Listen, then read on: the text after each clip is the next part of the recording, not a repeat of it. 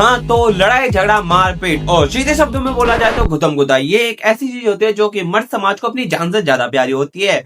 और शायद इसी वजह से हर एक मर्द ने अपने बचपन में कभी ना कभी WWE देखी होती है। मैंने भी बहुत ज्यादा देखी है। महिला रेसलर नहीं, नहीं नहीं नहीं नहीं नहीं, महिलाओं से मतलब अपना ध्यान हटाते और एनिमेस की तरफ आते हैं, जहां पर हमारा सबसे पहला एनिमे है, उसका नाम है डोरोरो।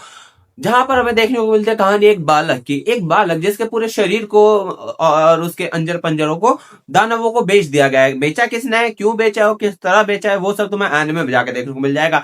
तुम लोग एक बार देख लो कि शरीर कैसे बेचा जा सकता है, उसके बाद तुम लोग जाके अपने मित्र के शरीर बेच सकते हो और बहुत सारा पैसा कमा सकते हो। आइडिया अच्छा है, मैं अपने भाई का शरीर बेच दूंगा।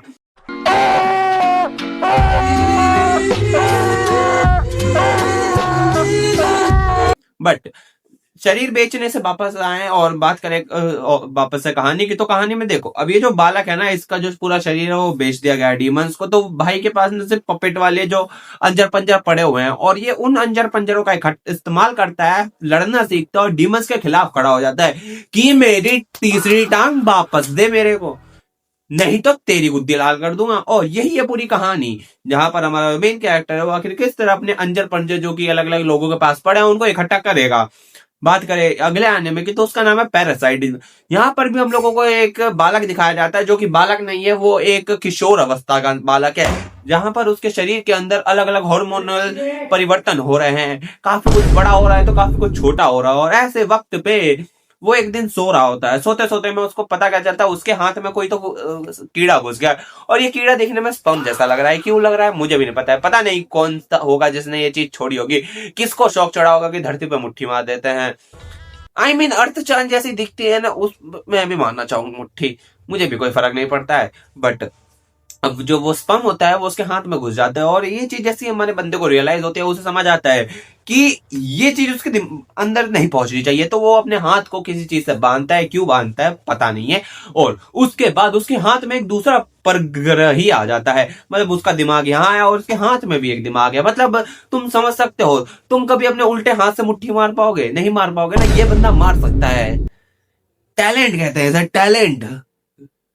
और यही है, अब क्योंकि उसके दूसरे हाथ में एक पैरासाइट आ चुका है जो कि काइंड ऑफ वेनम जैसा ही है, और वो जो पैरासाइट होता है वो अलग अलग जो पैरासाइट होता है उनके साथ लड़ना शुरू कर देता है। तुम कह सकते हो हम वेनम 1 देख रहे हैं बट एक एनिमे वर्जन के अंदर, और ये वेनम से पहले आ गया था। तो मुझे अच्छा लगता है, मुझे ओवरऑल पसंद आया था। इसकी जो डार्क सी टोन है और जो मेच्योर स्टोरी है वो काफी अच्छी है। तो तुम लोग अगर 13 साल से ऊपर के हो और तुम्हारी या फिर बुद्धि की जो अवस्था है वो 13 साल से ऊपर हो चुके हैं, तो तुम लोग इसको ट्राई दे सकते हो। बट इसके अलावा जो मुझे लगता है तुम्हें जाके देखना चाहिए, उसका नाम है मॉब साइको 100। बात करें कहानी की, तो देखो कहानी के अंदर गुत्तम गुताई तो बहुत अच्छे से होती है, बट मेन लो जो पूरी कहानी है वो काला जादू के अराउंड घूमती रहती है, जहां पर हमारा एक मेन कैरेक्टर है जो कि एक ऐसी दुनिया में रहता है जहां पर मतलब कुछ कुछ लोगों के पास कुछ कुछ सुपर नेचुरल पावर्स हैं। और ये जो कुछ कुछ सुपर नेचुरल पावर्स हैं, इनके बारे में कई सारे लोगों को नहीं पता है कि कुछ कुछ सुपर नेचुरल पावर्स वाले लोग भी रहते हैं इस दुनिया के अंदर। और ऐसी दुनिया के अंदर हमारा ये मेन कैरेक्टर रहता है जिसके पास भी साइकिक पावर्स हैं, और ये जो साइकिक पावर्स हैं उसके मेंटल लेवल पे मतलब वर्क करती हैं। जब उसकी मेंटल स्टेट का लेवल 100 पहुंच जाता है तो वो एक न्यूक्लियर बम की तरफ फट जाता है, और उसके बाद किस किस की फाड़ता है वो तो एनिमे में जाके देखने को पता चलेगा।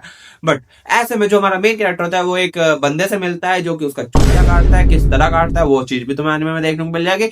बट ओवरऑल जो हमारा मेन कैरेक्टर है ना, वो एक कुपोषित बालक है जिसके पास सुपर नेचुरल पावर्स हैं, और इनके इस्तेमाल से वो सुपर नेचुरल पावर वाले बंदों से लड़ता रहता है।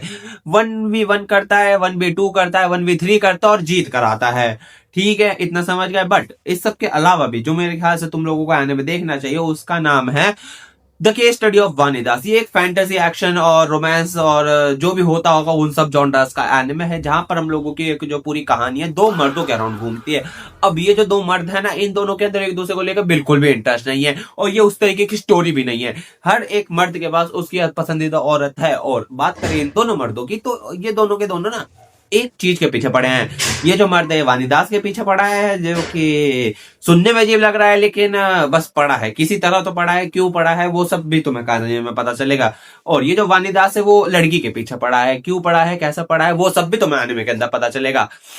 पर्सनली मुझे ये एनिमे काफी ज्यादा पसंद आया था, स्पेशली वानी दास। एक बार तुम इस बंदे के लुक देखो, गोजो की कच्ची गीली हो जाएगी। मतलब लुक्स के मामले में तो गोजो को भी फेल कर रहा है। और इसके ऊपर मैंने एक प्रॉपर रिव्यू वीडियो बना रखा है, तो तुम लोग जाके उसे भी देख सकते हो। मतलब प्रमोशन तो करना ही चाहिए अपनी वीडियो का। लेकिन इस सब के अलावा जो मुझे लगता है कि तुम्हें जाके देखना चाहिए, उसका नाम है हेलसिंग अल्टीमेट। और इसके बारे में मैं कुछ भी नहीं बोलना चाहूंगा। क्यों नहीं बोलना चाहूंगा? बिकॉज मेरे पास बोलने को शब्द नहीं है। मैं कुछ भी बोल सकता हूँ और